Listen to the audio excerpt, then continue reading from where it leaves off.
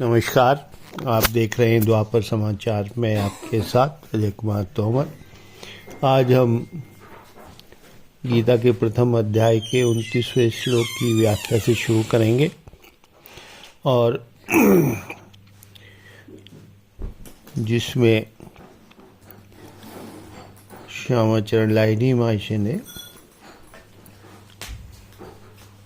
आध्यात्मिक व्याख्या के बारे में बताया है। शुरू करते हैं 39वें श्लोक से। कुलशय प्रणशन्ति कुल धर्मा सनातना धर्मेण नष्टै कुलम कृत स्नम धर्मो अपि अभिभवति युताः।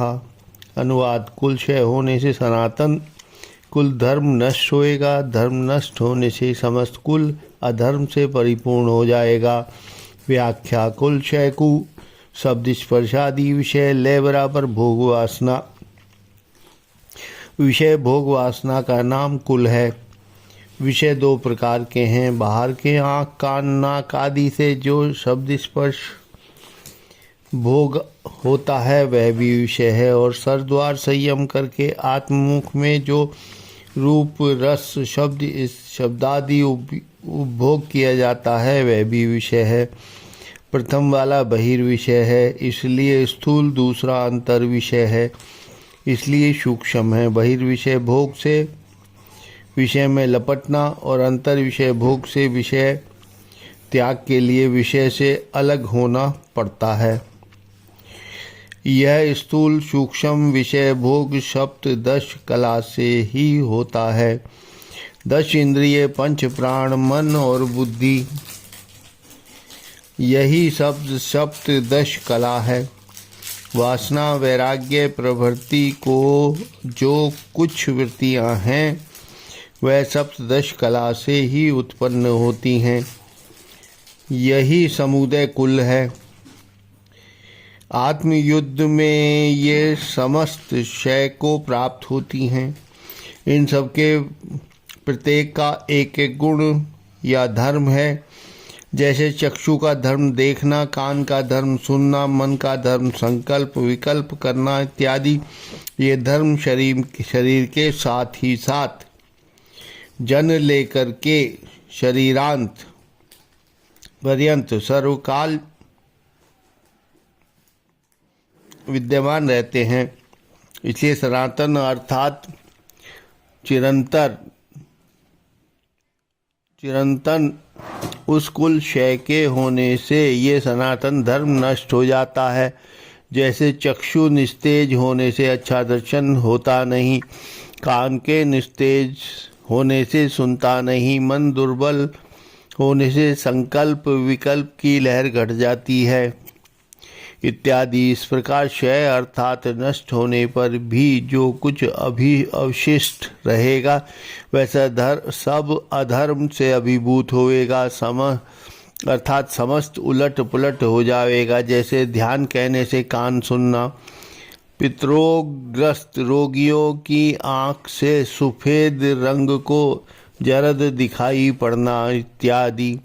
40वां श्लोक। अधर्मा भी भवात् कृष्णा प्रदुष्यन्ति कुल स्त्रियाः स्त्रीषु दुष्टासु आर्णेय जायते वर्ण संकराः। अनुवाद: हे कृष्ण, अधर्म का प्रादुर्भाव होने से कुल स्त्रियां दूषित होंगी। हे वाष्णेय, स्त्रियों के दुष्टा होने से वर्ण संकर उत्पन्न होएगा। व्याख्या: इस प्रकार अधर्म अर्थात विषय यह होने से कुल स्त्री दूषित होंगी। जिसके गर्भ में संतान उत्पन्न होती है उसी को स्त्री कहते हैं। चेतन संयोग से भीतर और बाहर के इंद्रिय समूह सुख दुख वासना वैराग्य राग द्वेष प्रवृत्ति विविध वृत्तियाँ उत्पन्न करते हैं। इसलिए ये शरीर और इंद्रियां सभी स्त्री हैं। ये स्त्री सकल दूषिता होंगी, अर्थात शरीर व्याधिग्रस्त होएगा, और व्याधिग्रस्त होने से ही वर्ण दोष अर्थात शरीर का रूप लावण्य आदि नष्ट होएगा तथा शारीरिक यंत्रादियों का काम करने वाली शक्ति भी बदल जाएगी, स्व रूप में नहीं रहेगी। आज बस इतना ही। इसमें अर्जुन भगवान श्री कृष्ण से वार्ता करते करते बताते हैं कि युद्ध में जब लोग मारे जाएंगे तो जो स्त्रियां होंगी उनसे जो संतानें उत्पन्न होंगी वर्ण संकर होगी, उससे कुल का नाश होगा। वो अपने मन की व्यथा लगातार बता रहे हैं। यदि आपको वीडियो पसंद आया हो तो वीडियो को सब्सक्राइब करें, लाइक करें, बेल आइकन को दबाएं, शेयर करें और आध्यात्मिक लोगों को जो जिज्ञासा जिनकी ध्यान योग क्रिया योग में होती है उन चीज़ों को समझने के लिए उनको वीडियो फॉरवर्ड करें। धन्यवाद।